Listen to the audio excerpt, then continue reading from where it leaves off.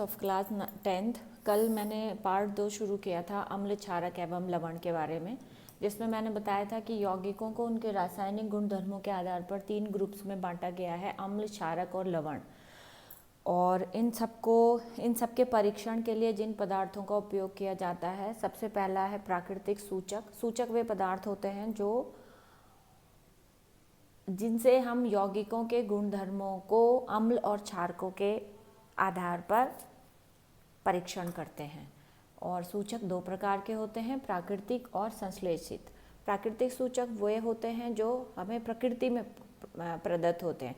रासायनिक प्रयोगशाला में, स्कूल की प्रयोगशाला में हम लिटमस सूचक का प्रयोग करते हैं। लिटमस हमें 2 रूप में प्राप्त होता है, कागज के रूप में, जिसे हम लिटमस पेपर कहते हैं। ये 2 रंग का प्राप्त होता है, नीला और लाल। अम्ल और क्षारकों के लिए नीला और लाल रंग के सूचकों का प्रयोग किया जाता है। और लिटमस का विलयन भी हमें प्रयोगशाला में उपलब्ध कराया जाता है ताकि हम अम्लों और क्षारकों का परीक्षण कर सकें। इसके अलावा जो संश्लेषित सूचक हैं वो मेथिल ऑरेंज और फिनोफ्थलीन है, जिन्हें बड़ी कक्षाओं में, प्रयोगशालाओं में प्रयोग किया जाता है प्रयोगों के लिए। अब मैंने कल कुछ अम्लों के भौतिक गुणों के बारे में चर्चा की थी, थोड़ा सा इसका रिकैपिचुलेशन कर देते हैं। अम्ल वे पदार्थ होते हैं जो अपघटित होने पर H+ आयन देते हैं, जैसे हाइड्रोक्लोरिक अम्ल, सल्फ्यूरिक अम्ल, नाइट्रिक अम्ल, एसिटिक अम्ल, और बहुत सारे ऐसे अम्ल हैं जो अपघटित होने पर H+ आयन देते हैं। और H+ आयन देने की स्थिति के आधार पे अम्ल 2 प्रकार के होते हैं।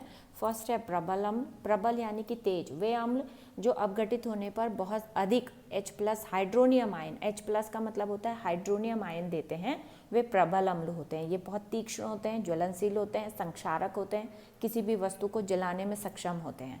इन्हें कॉमनली अगर हम घरेलू भाषा में कहें तो हम इन्हें तेजाब कहते हैं।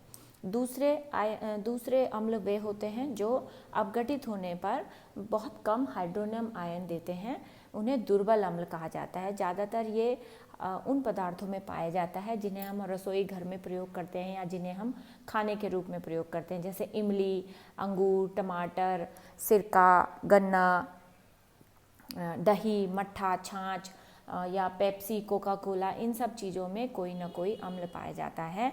और ऐसे अम्लों को दुर्बल अम्ल कहते हैं। ये तीक्ष्ण नहीं होते, ज्वलनशील नहीं होते, हानिकारक नहीं होते, इस कारण ये हमारे रसोई के एक हिस्सा होते हैं। ठीक है। अब सांद्र और तनु अम्ल के बारे में बताया था।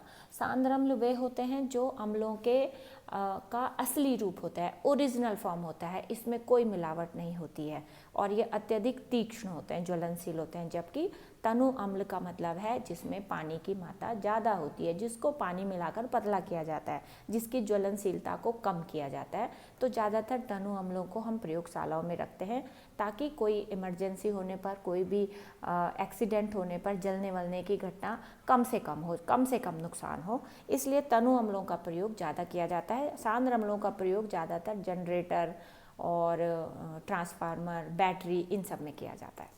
ठीक है। आज हम पढ़ेंगे अम्लों के रासायनिक गुणों के बारे में।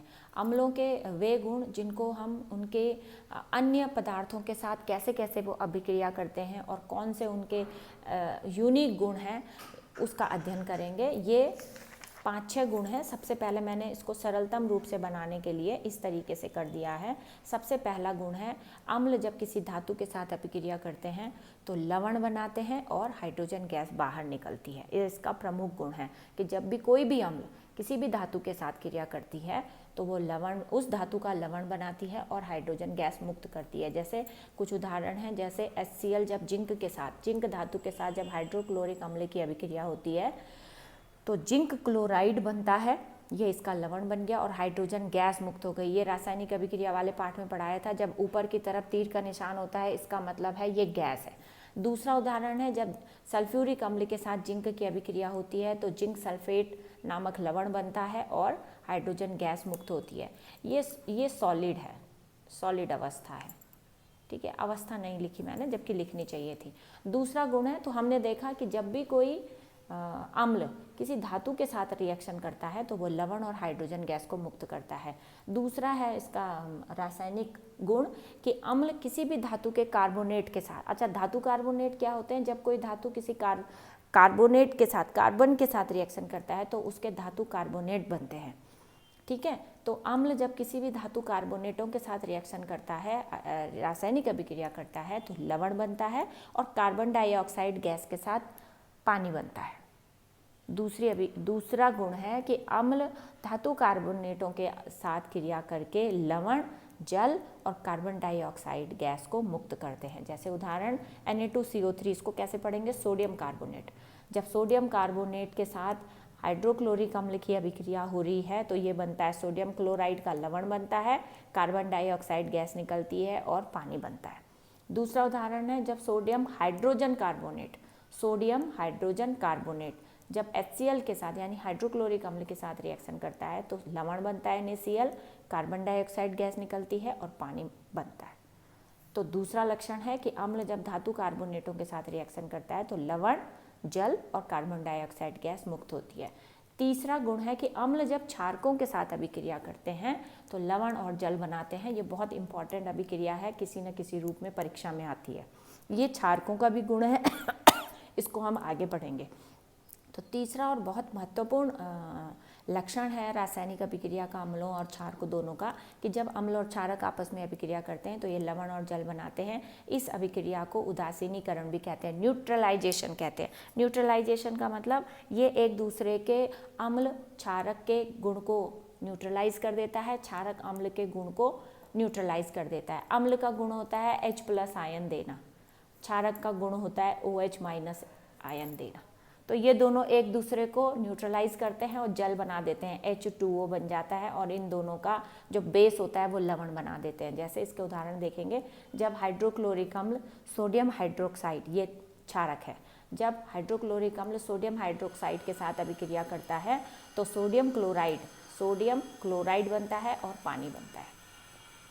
ठीक है। दूसरा, जब सल्फ्यूरिक अम्ल सोडियम हाइड्रोक्साइड के साथ अभिक्रिया करता है तो सोडियम सल्फेट नामक लवण बनता है और पानी बनता है। इस प्रकार की अभिक्रिया को उदासीनीकरण की अभिक्रिया भी कहते हैं। उदासीन का मतलब जो कोई अभिक्रिया नहीं कर रहा है। वैसे तो अम्ल बहुत तीखे और तीक्ष्ण होते हैं, बहुत एसिडिक होते हैं, बहुत ज़्यादा अभिक्रियाशील होते हैं, वैसे ही क्षारक थोड़ा सुस्त होते हैं। तो ये एक दूसरे को न्यूट्रलाइज कर देते हैं। ये अम्लों की अभिक्रियाशीलता को कम कर देता है, ये इसकी अभिक्रियाशीलता को कम कर देता है, भैया बढ़ा देता है कहने को कहो तो। एक दूसरे को अभिकृत करके ये लवण और जल बनाते हैं। नेक्स्ट जो गुण है अम्लों का कि अम्ल धातु ऑक्साइड के साथ, धातु जब ऑक्सीजन के साथ अभिक्रिया करती है तो धातु ऑक्साइड बनता है। ठीक है। तो अम्ल जब धातु ऑक्साइड के साथ रासायनिक अभिक्रिया करते हैं तो लवण और जल बनाते हैं, लेकिन ये उदासीनीकरण की अभिक्रिया नहीं है। उदासीनीकरण की अभिक्रिया हमेशा अम्ल और क्षारक आपस में करते हैं। तो इसके उदाहरण हम देखेंगे, जब कॉपर ऑक्साइड, कॉपर एक धातु है और इसका ऑक्साइड है, कॉपर ने जब ऑक्सीजन के साथ अभिक्रिया की तो धातु ऑक्साइड बन गया इसका, कॉपर ऑक्साइड। जब हाइड्रोक्लोरिक अम्ल के साथ रिएक्शन करता है तो कॉपर क्लोराइड, ये इसका लवण बना दिया, कॉपर क्लोराइड और जल बन गया। दूसरा उदाहरण है सोडियम ऑक्साइड, Na2O। जब सोडियम ऑक्साइड हाइड्रोक्लोरिक अम्ल के साथ रिएक्शन करता है तो सोडियम क्लोराइड नामक लवण बनता है और पानी बनता है। ठीक है। और नेक्स्ट जो गुण है सबसे कॉमन, ये मैंने पहले भी बताया था कि अम्लों की संक्षारक प्रवृत्ति होती है, प्रकृति होती है। संक्षारक यानी ज्वलनशील, तीक्ष्ण, नुकसानदायक। संक्षारक यानी कि कलर उड़ा देना, डीकलराइज कर देना, नष्ट कर देना। तो अम्ल वे पदार्थ होते हैं जो जिस भी वस्तु पर गिरते हैं वे उसे नष्ट कर देते हैं, जला देते हैं, भस्म कर देते हैं, ख़त्म कर देते हैं। ठीक है। तो ये प्रबल संक्षारक अम्ल होते हैं। सबसे ज़्यादा जो एक्वारेजिया, आगे हम पढ़ेंगे, एक्वारेजिया एक दो अम्लों को मिला के बनाया जाता है, जिसे तेजाब भी कहते हैं, बैटरा में यूज़ होता है। वो HNO3 से बनता है। नाइट्रिक अम्ल, HCl, H2SO4 बहुत ज़्यादा तीक्ष्ण संक्षारक प्रकृति के अम्ल हैं। तो ये अम्लों की भौतिक प्रकृति है। अम्ल खट्टे होते हैं, नीले लिटमस को लाल कर देते हैं। विद्युत अपघट्य होते हैं, यानी कि ये H+ आयन देते हैं, इनसे होकर विद्युत धारा प्रवाहित हो सकती है। ये दो प्रकार के होते हैं, दुर्बल और प्रबल अम्ल। अगेन ये सांद्र और तनु अम्ल। मैंने दुर्बल अम्लों में बताया है कौन से खाद्य पदार्थ में कौन सा अम्ल पाया जाता है, अम्लों के रासायनिक गुण, और ये बहुत कॉमन गुण है कि अगर ये धातु के साथ करेंगे तो हाइड्रोजन देंगे, और अगर धातु कार्बोनेट के साथ करेंगे तो पानी और कार्बन डाइऑक्साइड गैस देंगे। अगर अम्ल और क्षारक आपस में रिएक्शन करेंगे तो लवण और जल बनाएंगे, इसे उदासीनी की अभिक्रिया भी कहते हैं। अम्ल जब धातु ऑक्साइड्स के साथ अभिक्रिया करेंगे तो लवण और जल बनाते हैं, और अम्ल अत्यधिक संक्षारक प्रकृति के होते हैं, बहुत ज़्यादा नुकसानदायक, ज्वलनशील, तेज होते हैं। ठीक है, ये सब इसलिए होता है क्योंकि ये बहुत ज़्यादा हाइड्रोनियम आयन को प्रोड्यूस करते हैं, H+ आयन को प्रोड्यूस करते हैं। अब इसी के आधार पर ये प्रश्न है, ये तुम्हारा होमवर्क है, हालांकि तुम कर नहीं रहे हो, लेकिन मैंने कल भी कहा था this is only my duty, और मैं फिर भी कोशिश करूँगी कि तुम इसको करो और इससे कुछ सीखो। निम्न रासायनिक अभिक्रिया को पूर्ण करो और संतुलित करो। ये रासायनिक अभिक्रिया इन्हीं पर आधारित है। अम्ल जब धातु के साथ अभिक्रिया करता है, अम्ल जब धातु कार्बोनेट के साथ अभिक्रिया करता है, अम्ल जब धातु कार्बोनेटों के साथ करता है, अम्ल जब क्षारक के साथ करता है, अम्ल जब धातु ऑक्साइड के साथ अभिक्रिया करता है। ये सब मैंने बताया है, और इसको पहले लिखना है इसका प्रोडक्ट, और फिर इसको संतुलित भी करना है। और मुझे काम करके मन करेगा तो मुझे शो कर देना, और नहीं करेगा तो इसमें ना तुम्हारे गार्जियंस का बस है ना हमारा बस है। तो ऐसा जैसे कि तुम चाहो, वैसे मैं तो चाहूँगी कि सब बच्चे अच्छा करें, तो जो बच्चे कर सकते हैं वो मुझे जल्दी से जल्दी दिखाएं। कल मैं क्षारकों के बारे में बताऊँगी।